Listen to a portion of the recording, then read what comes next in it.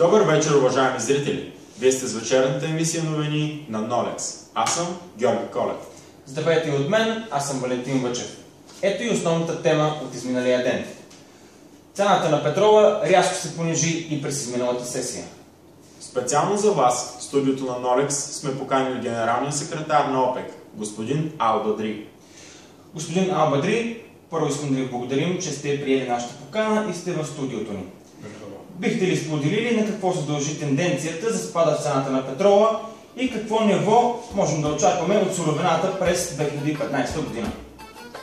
OPEC السياسي هنا سؤال على النفط والبيروت optimiser Al Jazeera Al Khabar. Нека сменим темата, господин Ал Бадри. Смятате ли, че моментът е правилен да инвестираме в петрол? الخنبار أنت رسولني أخ سمير أنجل زرنو الحرة.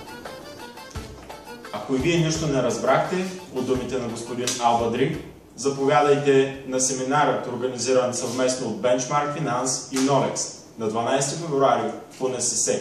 Ще разискваме темата как да печелим от движението на цената на петрола.